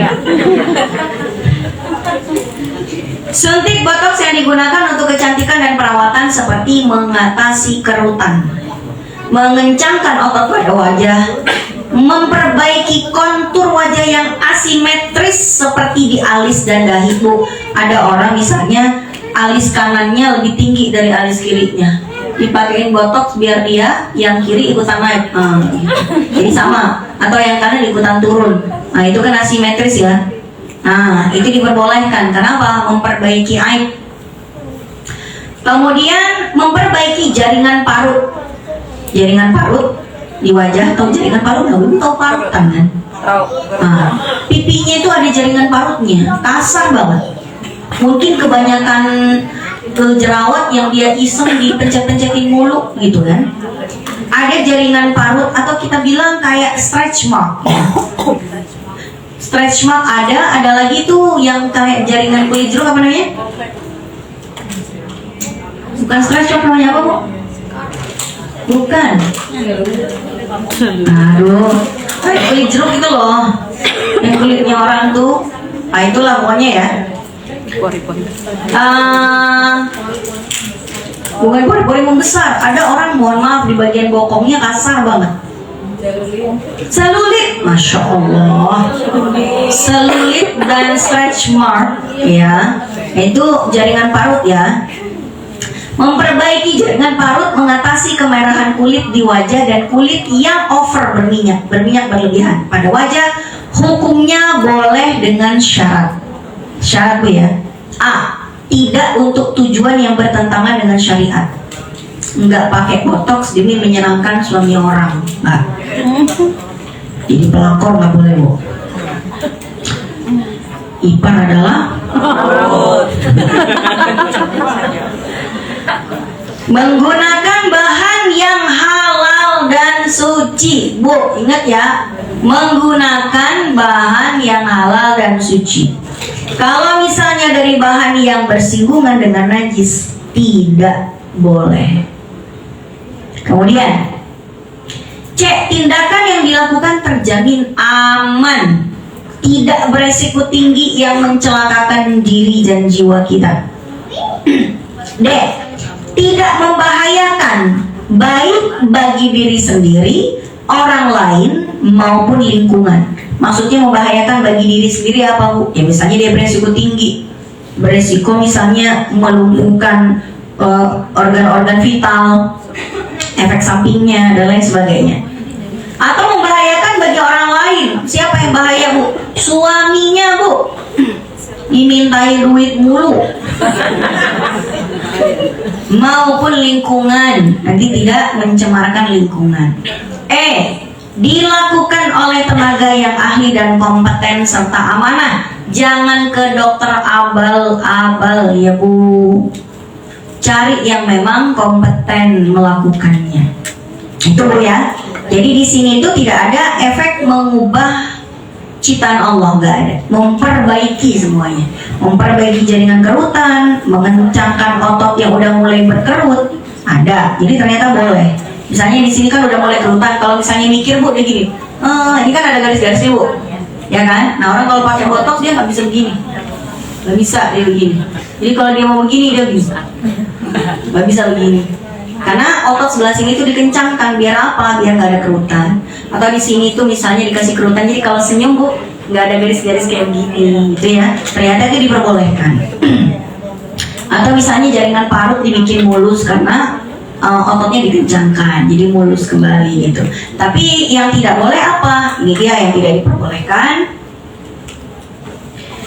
Nih bu, suntik botox yang berdampak pada terjadinya bahaya beresiko tinggi atau penipuan, menipu gitu ya. Kemudian ketergantungan atau idman bu, kalau misalnya orang pakai suntik botox, terus begitu efek botoxnya udah mulai memudar, dia merasa ketergantungan, dia merasa nggak bisa hidup tanpa itu gitu ya. Nah itu jadi nggak boleh kalau ketergantungan atau hal-hal yang diharamkan, jadi nggak boleh juga. Kalau tanam benang gimana bu? Bu tahu benang ya? Buat jahit baju tahu? Beda dong. Beda punya. Tanam benang itu bu di bawah jaringan epidermis kan. Jadi jaringan epidermisnya itu diambil, dibuka, ditanamin benang. Tapi karena jaringan epidermis itu kan gak ada pembuluh darahnya, jadi nggak ada tiba-tiba darah bocor, kecuali kalau lebih dalam lagi ke dermisnya baru. Nah, tanam benang itu ternyata ada yang boleh dan ada yang nggak boleh, tergantung untuk keperluan apa dan bagaimana. Tapi didengerin ya bu ya, jangan ibu dengerin bolehnya aja, syaratnya didengerin. Saya nggak tanggung jawab dunia akhirat ya bu kalau ibu melakukan. Kemudian dalam fatwa ini yang dimaksud dengan tanam benang atau thread lift adalah teknik kecantikan yang memasukkan benda asing berupa benang-benang kecil ke dalam tubuh untuk merangsang produksi kolagen yang membuat wajah lebih tirus dan lebih kencang. Tanam benang, ketentuan hukum. Tanam benang yang digunakan untuk mengubah ciptaan Allah seperti membentuk hidung lebih mancung, meniruskan wajah, menipiskan atau mempertebal bibir, dan untuk tujuan yang dilarang secara syar'i hukumnya haram bu, haram ya, haram dulu ini saya baca. Contohnya apa bu? Tanam benang untuk mengubah itu nggak boleh. Yang tadinya dagunya begini tiba-tiba ditarik benangnya ke bawah, lancip ibu, nggak boleh ya.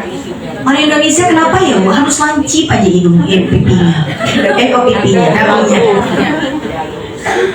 Padahal dagu yang tidak lancip itu indah-indah aja ibu, ya indah kok. Tapi kalau beneran lancip gimana dari lahir? Iya ada sih, jarang tapi ya beneran lancip gitu bu, kayak pisau lah itu, kayak tombak, kayak ujung tombak, jarang. Kalau ditarik benang ke bawah bu, ditarik benang ke bawah, tambahin filler misalnya ya, itu jadi begini. Nah itu ngubah namanya, yang tadinya bulat begini tiba-tiba begini. Nah itu mengubah, nggak boleh. Hidungnya dilancipin, hidung bu misalnya nih kayak hidung saya nih, kalau mau dilancipin bisa ditarik benang, ininya ditarik begini. Yang tadinya segini ditarik jadi begini, jadi begini, itu ya, ditarik ke atas, jadi tulangnya itu ditambahin ke atas gitu. Terus di sininya dikasih filler, jadi begini, ting gitu ya. Itu juga nggak boleh. Udahlah hidung udah dapat begini bu, alhamdulillah udah. Ya bu ya, alhamdulillah juga. Jadi hidung ditanam, dikasih benang ditanam untuk apa? Untuk narik ininya bu, narik hidungnya ke atas, tek, gitu kan? Itu jadi mengubah namanya. Atau pipinya yang bulat-bulat begini bu, ditiruskan ke atas, ditarik sama benangnya ke atas, akhirnya jadi tirus. Udahlah bu, cabi-cabi tuh, menggemaskan loh. Apalagi wajahnya bulat, bunda, wajahmu seperti bulan, bulat sekali. Iya, udahlah. Kalau misalnya mau ditirusin, gitu kan, nah itu kan mengubah. Nggak boleh kan yang tadinya kontur wajahnya itu begini jadi tirus. Jadi kalau mau dibikin tirus bu pakai makeup aja, dikasih kontur tuh yang kayak gitu tuh. Jadi kayaknya dia tirus. Begitu dia kena hujan, balik lagi ke semula. Tapi kan tidak permanen itu, Bu. Nah, misalnya tarik benang ke atas begini tuh ditiruskan, atau misalnya matanya kan tipis, sipit nih, ditarik lagi benangnya gitu kan, jadi belok begini, tret gitu. Itu enggak boleh ngubah. Nah, sekarang ada nggak tarik benang atau tanam benang yang boleh? Dengerin ya, Bu. Boleh, syaratnya banyak nih, dengerin ya. Tanam benang yang digunakan untuk kecantikan dan perawatan, bukan mengubah, ya, nggak mengubah bentuk. Ini merawat, seperti menghaluskan kerutan pada wajah atau meremajakan kulit pada wajah, hukumnya boleh. A. Syaratnya tidak bertentangan dengan tujuan syariat seperti menimbulkan godaan pada laki-laki yang bukan mahram. Jadi kalau tujuannya misalnya, Bu, tiba-tiba ada suami orang ganteng banget, ibu dari kemarin udah mikir, ya Allah, coba saya punya suami kayak begitu. Tiba-tiba laki-laki itu menyapa ibu, apa kabar, Bu? Wah, ibu yang makin cantik aja, coba tanam benang. Apa cantik, Bu? Beneran ibu tanam benang. Iya kan? Nah, demi siapa tuh? Demi suami orang lagi. Nggak boleh, Bu. Gitu ya. Tapi kalau bukan suami orang boleh nggak? Udah dia, ya sama aja, Bu, nggak halal juga. B. Menggunakan bahan yang halal dan suci. Benang dan segala perangkatnya harus yang halal dan suci, tidak membahayakan bagi diri sendiri, orang lain, atau lingkungan. D. Dilakukan oleh tenaga ahli yang kompeten dan amanah. Jangan mentang-mentang murah, ibu langsung tergoda, dia abal-abal. Jangan. Terus tanam benang yang berdampak pada terjadinya bahaya atau penipuan atau ketergantungan atau hal yang diharamkan, hukumnya haram. Jadi orang yang tanam benang karena misalnya, Bu, kulit udah pada turun kan, lalu kemudian dikencangkan lagi seperti masih muda, bisa. Tapi jangan mengubah struktur pipinya. Nggak usah yang tembem jadi tirus. Yang mau dinaikin cuman kulitnya, facelifting doang. Tapi jangan diubah bentuk wajahnya. Yang mau tembem aja. Kadang orang ada, Bu, yang diet, badannya kurus, mukanya tetap tembem. Ada, nggak usah apa-apain lagi, udah. Gitu ya. Jadi ada yang diperbolehkan, ada yang dilarang. Kalau tadi tentang botox ada di MUI tahun 2020 nomor 21, yang tadi tanam benang di nomor 40 di tahun yang sama. Baik, saya serahkan kembali kepada moderator, jika ada yang jawab silakan. Assalamualaikum warahmatullahi wabarakatuh. Saya ada 2 pertanyaan mengenai untuk pemakaian henna. Saya pernah dengar katanya kalau untuk yang bubuk tidak boleh, yang boleh katanya cair gitu ya. Terus yang kedua masalah untuk gigi palsu gitu ya. Kalau kita yang bisa dicabut itu apakah boleh dipakai pas saat meninggal? Terus kadang kan ada yang gigi palsu itu ditanam gitu kan. Itu kira-kira menurut pandangan Islam bagaimana misalnya? Assalamualaikum warahmatullahi wabarakatuh. Langsung apa kumpulin dulu? Langsung aja, Ibu ya. Jadi kumpulin, pertanyaannya banyak, nanti saya lupa. Kalau saya lupa saya nggak ingat. Kalau henna katanya cuman boleh yang cair, nggak boleh yang bubuk. Saya baru dengar, Bu, terus terang. Ya, Bu, apa alasannya gitu? Ya kan? Bedak bubuk, Bu, boleh nggak? Boleh. Bedak tabur, bedak padat, itu semuanya bubuk semua, Bu. Agar-agar juga bubuk, Bu. Tepung juga bubuk. Saya nggak tahu kenapa ada yang ngebedain, tapi saya nggak bisa jawab. Mungkin yang ngomong kayak gitu mempertimbangkan dari bahan dan lain sebagainya, tapi saya no comment karena saya baru dengar. Yang kedua, kalau kita menggunakan sesuatu yang tambahan dalam badan kita, kalau meninggal itu kudu dicabut apa enggak? Kalau wajib dicabut berarti orang pakai IUD harus dibongkar hatinya. Kalau orang pakai ring jantung dirobek lagi hatinya, buka ring jantungnya. Kalau orang di kakinya pakai pen dibuka lagi. Jawabannya tidak harus, Bu. Tidak wajib, termasuk gigi. Yang wajib dicopot dari mayat adalah apabila mayat menggunakan benda asing yang menurut ahli waris perlu diwariskan saja. Gigi palsu menurut ahli waris berharga untuk dipakai lagi nggak? Tembaga IUD Apple? Ring jantung? Jika tidak diperlukan oleh para ahli waris, maka tidak perlu mengutak-atik jenazah yang memang jenazah itu harus dimuliakan. Ya Bu ya. Jadi jenazah itu jangan diapa-apain kecuali ada kepentingan yang sangat darurat, seperti ada ibu hamil meninggal dunia tapi anaknya kemungkinan masih hidup, bedah. Darurat, ya kan? Atau misalnya contohnya ada kepentingan untuk otopsi karena untuk mencari kebenaran ini dibunuh apa tidak, boleh dengan persetujuan ahli waris. Tapi kalau tidak ada urgensi apapun, tidak boleh menyakiti mayit. Apalagi sekedar mengeluarkan IUD doang, ngapain diotak-atik itu perutnya mayit? Enggak Bu, mayit itu terlalu mulia untuk diotak-atik. Mandiin mayit aja kudu pelan-pelan Bu. Ini mau dirobek, ya kali mayitnya di dalamnya pasang ring jantung, iya, pakai pen di tulang kaki, iya, pakai IUD juga, habis lah itu dioyak-oyak si mayitnya. Enggak. Hanya dalam kepentingan yang sangat darurat barulah boleh diotak-atik mayit tersebut. Oke, terjawab belum ya? Iya, baik. Lagi Bu? Saya terserah moderator ya Bu. Assalamualaikum warahmatullahi wabarakatuh. Waalaikumsalam warahmatullahi wabarakatuh. Ustazah izin bertanya, apakah maskara waterproof untuk bulu mata membuat wudhu atau sholat kita tidak sah? Karena kan maskara itu hanya menempel di bulu mata yang tidak terkena kulit kita gitu Ustazah. Sama dengan hal yang menggunakan bedak ya. Apakah bedak wudhu atau sholat kita tidak sah? Terus yang kedua, sekarang tuh kan banyak selebgram atau artis yang operasi hidungnya menjadi mancung karena alasan sinus ya Ustazah. Apakah itu diperbolehkan? Kalau memang diperbolehkan, saya juga mikir-mikir mau nabung gitu.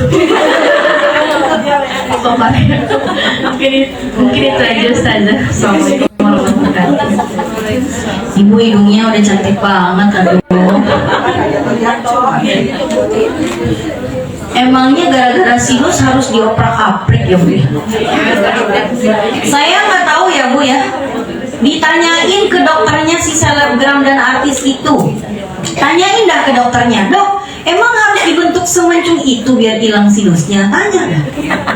Saya nggak bisa jawab, bukan dokternya dia. Intinya kalau untuk pengobatan boleh diotak-atik, tapi harus sesuai dengan kadar yang dibutuhkan. Sama kayak tadi Bu, ada orang habis kanker payudaranya diangkat sama dokter, dia boleh implan kan, tapi disesuaikan ukurannya, yang kiri disamain sama yang kanan. Jangan sampai gini, oh mumpung boleh nih, saya mau ukuran yang gede yang kiri, terus yang kanan terjomplang, ya kanan tambahin lagi, nggak bisa. Al-daruratu tuqaddaru biqadariha. Kedaruratan yang memperbolehkan kita melanggar aturan dasar itu hanya boleh dilakukan sesuai dengan kadar kebutuhannya. Jadi kalau butuhnya cuma segitu, ya cuma segitu, nggak usah maji mumpung, itu nggak bisa. Itu ya, kayak orang Bu, misalnya dia ada di puncak gunung, nggak ada makanan sama sekali untuk dimakan, yang ada cuma ular doang, makanlah dia ular. Begitu dia udah terpaksanya makan ular dan dia sudah terhindar dari ancaman kematian, udah keganjel perutnya, kagak usah nambah Bu, enak juga nih, nyari lagi kan. Harus sesuai dengan kadarnya. Kadarnya apa? Menghindari kematian, saking kosongnya perut gitu loh. Tapi bukan buat nambah, ya nambah lagi koleksi ular, yang satu rica-rica, yang satu di apa gitu, nggak bisa. Itu ya. Jadi saya no comment, karena yang tahu itu dokternya. Kalau kata dokternya emang harus kayak gitu bentuknya biar terhindar dari sinus, bisa, ya udah jadi boleh. Tapi kalau kata dokter sebetulnya nggak harus dimancungin amat sih, ya dioperasi aja sinusnya hilang sebetulnya gitu ya. Nah, itu berarti tindakan berlebihan gitu loh. Jadi saya nggak bisa komen lebih jauh. Kira-kira seperti itu. Oke, ada lagi Bu? Oh iya, maskara. Maskara itu adalah penutup bulu. Jadi yang wajib terbasahi di dalam wudhu itu adalah kulit dan semua bulu yang tumbuh di atasnya. Termasuk misalnya membasuh sebagian kulit kepala. kulit kepalanya kena, rambut di atasnya itu juga kena, walaupun tidak harus dari akar sampai ujungnya. Ketika kita mengusap sebagian kepala, Bu, gini aja, nggak usah dicari segini rambutnya diginiin, gitu nggak? Ya, nggak usah dari akar sampai ujungnya, kayak iklan sampo, menguatkan rambut dari akar hingga ujungnya, enggak. Jadi kalau misalnya kulit kepala udah kena sama rambut yang ada di atasnya. Sama kayak misalnya kelopak mata itu wajib terbasuhi, begitu juga bulu mata yang ada di atasnya. Jadi kalau bulu matanya itu semuanya jadi tertutupi dengan maskara, maskaranya ya di remove dulu, dilap dulu pakai tisu basah kek, pakai micellar water kek, pokoknya hilangkan dulu. Termasuk semua yang waterproof di wajah, nggak cuma maskara. Kan yang waterproof di wajah, riasan perempuan gak cuma maskara, Bu, apalagi misal eyeliner, Bu. Eye itu artinya mata, liner artinya penggaris. Matanya digaris-garis, itu tidak haram, enggak haram, boleh, karena itu tidak permanen, ya. Tapi kalau misalnya berwudu, itu harus diusap. Karena apa? Eyeliner itu anti air, waterproof. Apalagi, Bu, yang anti air? Lipstick macam-macam, ada lipstick, ada lip tint, ada lip balm, ada lip matte, macam-macam lah, Bu, sekarang ya. Pokoknya yang melapisi bibir, membuat kulit bibir kita jadi terhalang dari air. Tapi kalau halal gimana? Ini eyeliner, maskara, dan lipstiknya ini halal, Bu. Halal itu kaitannya dengan bahan pembuatan, bukan masalah ditembus air apa enggak. Saya nanya sama Ibu, Bu, lakban isolatif itu halal apa enggak? Kalau saya tutupin muka saya pakai isolatif, kalau saya wudhu sah nggak? Halal loh itu. Ya bukan masalah halalnya, ditembus air apa enggak, gitu loh. Jadi maskara itu walaupun halal, dia nggak bisa ditembus air. Lipstick juga halal, tapi kalau misalnya di apply berkali-kali, Bu, tiap habis makan gorengan, apply lagi, satu suapan, apply lagi. Kadang-kadang makannya sampai gini, jadi takutnya lipsticknya itu kehapus kan. Nah, kalau berkali-kali apply apa lagi? Ya, apalagi yang matte, Bu, yang mate. Nah, ya kan? Nah, itu kan juga sangat-sangat, walaupun kita berwudu tuh digini-giniin pun kadang dia nggak hilang gitu. Jadi udahlah dilap aja kalau kita mau berwudu. Atau misalnya apalagi, Bu, yang buat wajah tuh? Foundation ya. Foundation itu apa? Yayasan. Scholarship Foundation itu yayasan beasiswa. Perempuan pakai yayasan dimulainya. Jadi alas bedak itu ada yang anti air, ada yang enggak. Nah, kalau misalnya dia pakainya tipis-tipis cuman sebiji jagung, Bu, toeng gitu ya. Ya dia berwudu di tap ini bisa lah. Tapi kalau misalnya yang tebel banget, Bu, udah kayak dempulan angkot, Bu. Ya Allah. Itu diangkat lah, Bu, sebelum berwudu ya. Diangkat itu, udah tebel banget. Gitu. Apalagi misalnya yang lain-lainnya, pokoknya yang menghalangi air, membasahi kulit dan bulu-bulu atau rambut yang tumbuh di atasnya, itu dihapus sebelum kita berwudu. Termasuk mencuci tangan ketika berwudu, ada kuteknya apa enggak? Kutek itu kan macam-macam. Ada nggak, Bu, kutek yang tidak melapisi kuku, mewarnai doang? Kayak tinta pemilu itu tidak melapisi, itu mewarnai. Itu udah pudar saya butuh. Gara-gara kemarin makan ikan bakar tuh ya. Gini-gini jangan kemakan tuh tintanya. Tidak ada tinta saya, no. Jadi dia tidak melapisi, dia hanya mewarnai. Jadi tinta pemilu itu tidak menghalangi air. Tapi kalau melapisi, Bu, kutek itu kan ada yang melapisi kan? Yang melapisi itu, Bu, Ibu kalau bisa tuh ngelopek. Nah, kalau bisa dikelopek berarti itu kan melapisi tuh. Nah, kalau melapisi berarti dia menghalangi air untuk membasahi. Kalau halal gimana? Halal lagi urusannya. Masalahnya bisa ditembus air apa enggak? Katanya waterproof, water based. Katanya wudu friendly. Bu, ini baju kita ini bisa ditembus air enggak? Ibu kalau berwudu di sing-sing apa dipakai? Kenapa nggak dipakai aja? Basah. Tapi kalaupun ibu pakai, ibu berwudu, basah nggak dalamnya? Kulitnya basah, merata nggak? Ini saya berwudu ya, misalnya nih, tangan, nih nampung air, tembus kan airnya, tembus dong. Tapi merata nggak kulitnya?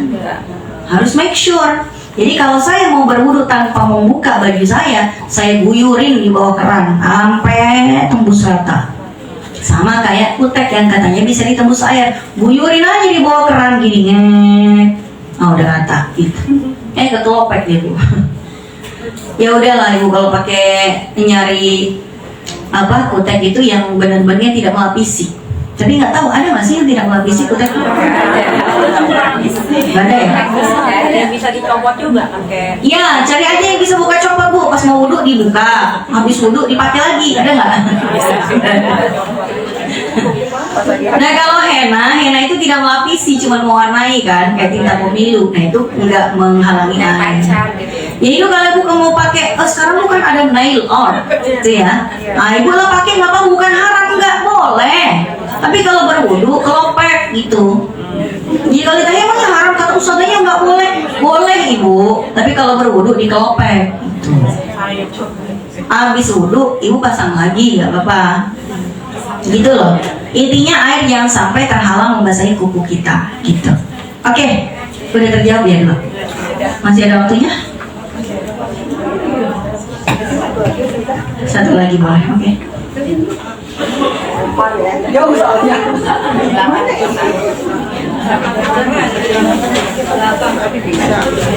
Assalamualaikum warahmatullahi wabarakatuh.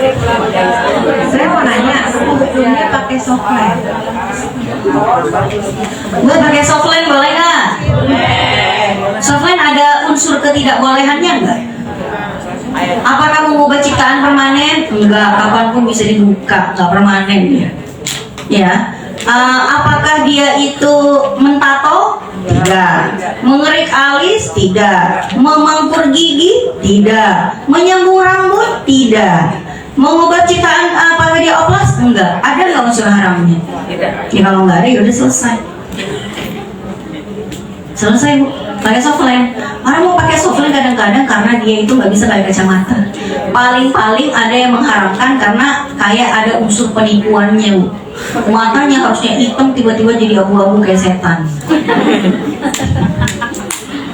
Itu aja paling. Tapi enggak lah, biasanya orang pakai softline juga tidak ada unsur penipuan. Orang juga tahu kalau kita tuh pakai softline. Karena apa? Orang antara pakai softline sama nggak pakai softline, kira-kira kalau warnanya itu tidak seperti warna mata pada umumnya, kita tahu lah itu softline. Sudah tidak lagi merasa terbohongi atau tertipu. Apalagi kalau pakai softline-nya untuk keperluan yang mengobati mata yang rabun. Biar apa? Ada orang lupa pakai kacamata mulu, dia lupa mulu pakai kacamatanya di mana. Naruh kacamatanya lupa mulu dia pakai softline dia.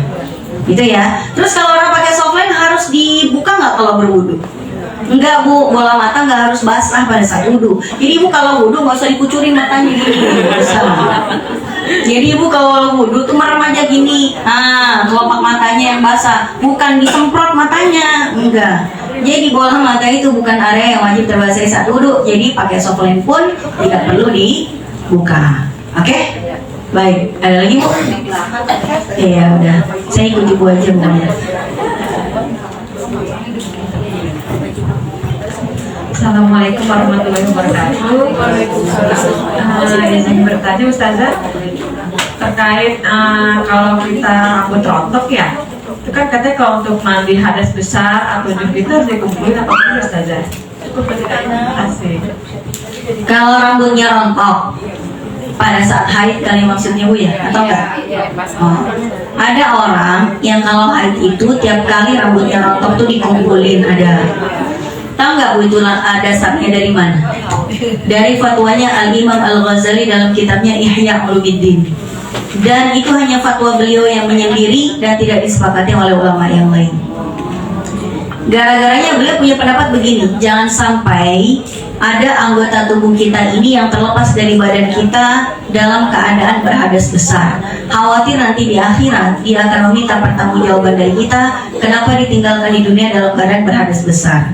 Itu kata beliau. Namun para ulama yang lain mengatakan tidak harus seperti itu. Anggota tubuh yang telah terlepas dari badan kita itu sudah bukan menjadi bagian dari kita.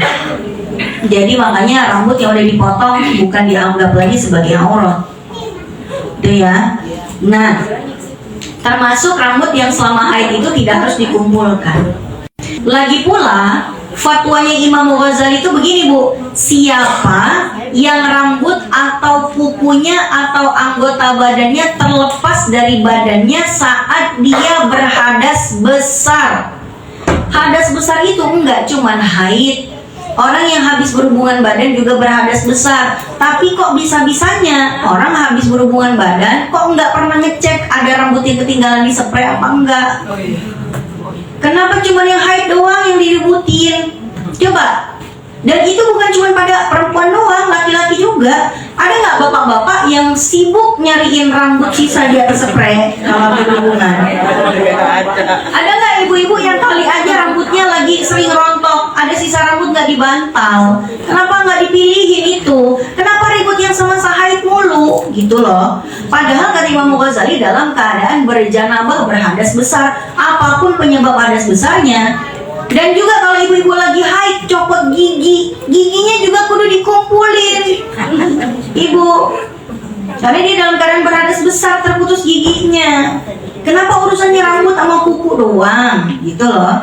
Dan itu para ulama mayoritas selain Imam Ghazali tidak mengharuskan. Kenapa? Karena ketika Sayyidah Aisyah itu lagi haid, Nabi menyuruh Siti Aisyah untuk membuka kepangan rambutnya dan menyisir. Angti di raksaki wastamshiti, kata Nabi. Bukalah kepangan rambutmu dan menyisirlah. Dan Nabi nggak bilang sama Aisyah, ingat kamu kan lagi haid ya. Nanti kalau kamu nyisir kan pasti ada yang rontok-rontok tuh, kumpulin, ntar mandiin pas lagi mandi. Enggak. Padahal masuk akal kalau misalnya tiap orang nyisir itu pasti ada rambut yang patah Bu, 1 atau 2. Walaupun dia model iklan shampoo sekalipun Bu, kalau nyisir pastilah ada 1-2 rambutnya yang patah. Tapi disuruh nggak sama Nabi untuk Aisyah mengumpulkan? Tidak. Bagaimana sikap kita dengan fatwanya Imam Ghazali tadi? Ya kalau bisa ibu kumpulin dah. Tapi jangan menyulitkan diri sendiri sampai-sampai ibu haid yang 14 hari kagak pernah sampoan. Kutuan itu Bu. Lengket, gerah. Kita aja nggak keramas 3 hari aja udah. Aduh, nggak enak banget rasanya, gitu ya. Kalau bisa kumpulin, tapi jangan memberatkan diri sendiri. Oke, baik. Sudah terjawab Bu? Waktunya masih ada? Habis ya. Cukup ya. Saya ikut moderator Ibu. Saya suruh jawab, saya suruh tutup. Sudah selesai ya Pak Rizka, sudah waktunya sudah cukup. Insya Allah nanti kita ketemu lagi tahun depan sama Ustazah. Silahkan kapan Ustazah ada waktunya. Insya Allah. Iya Bu, ini materinya masih banyak ya, baru belum. Merawat diri belum. Insya Allah ketemu lagi. Kita bahas lagi ya. Saya ikut aja Bu. Oh, saya ikut aja. Insya Allah kita mau tentang fiksi wanita tuh pakai banyak banget. Oke, baik. Cukup sekian kajian kita hari ini. Insya Allah ketemu lagi di taklim selanjutnya. Tanggal 5 Desember kita ada kajian bersama Ustaz Sony Adikim ya, tapi itu daftar dulu ya di folder ya. Terus tanggal 12 nya ada Ustaz Fatih Karim, insya Allah. Ustaz yang mana Ibu? Ya nanti silakan di cek aja di Instagram kami. Dan juga ada pesan dari Taklim Remaja. Taklim Remaja nanti tanggal hari Jumat. Oh, hari Jumat Tanggal ini. 2 berapa ya? 29 ya besok. Tanggal hari Jumat. Sampai lupa hari. Iya, online Zoom maka di Mas Adista. Boleh Daftar juga, daftar. dicek di Instagramnya kalau Oke, baik Ustazah mau minta doa untuk kita semua ya. Baik, alhamdulillahirrahmanirrahim. Kita sudah selesai kajian kita pada hari ini. Kita berdoa ya Bu, mudah-mudahan kita bisa menjaga merawat diri sesuai dengan aturan dalam syariat. Semoga kita semuanya menjadi cantik dan menarik tetap dalam rel-rel syariat, dan semoga suami kita tetap menerima kita apa adanya ya. Gak usah nyuruh kita oplas sini oplas sana, gak usah kan? Insya Allah. Baik, dan intinya semoga kita tetap senantiasa bisa mensyukuri segala yang Allah berikan kepada kita. Amin. Bismillahirrahmanirrahim. Allahumma sholli wa sallim ala sayyidina Muhammad wa ala ali sayyidina Muhammad hamdan yuwafi ni'amahu wa yukafi'u mazidah. Ya Rabbana lakal hamdu wa lakal syukru kama yanbaghi jalali wajhikal karim wa 'azimi sultanik. Rabbana taqabbal minna salatana wa siyamana wa ruku'ana wa sujudana wa takhashyu'ana wa tadarru'ana wa ta'abbudana wa tamim taqsirana ya Allah ya arhamar rahimin. Rabbana fa'na bima 'allamtana wa 'allimna ma yanfa'una wa rizqna 'uluman tanfa'una. Rabbana atina fid dunya hasanah wa fil akhirati hasanah wa qina adzaban nar. Subhana rabbika rabbil izzati amma yasifun wa salamun alal mursalin walhamdulillahi rabbil alamin. Amin amin ya rabbal alamin. Saya mohon maaf jika ada yang kurang berkenan. Mungkin masih banyak pertanyaan, tapi karena waktu yang telah membatasi kita, saya mohon izin pamit. Assalamualaikum warahmatullahi wabarakatuh.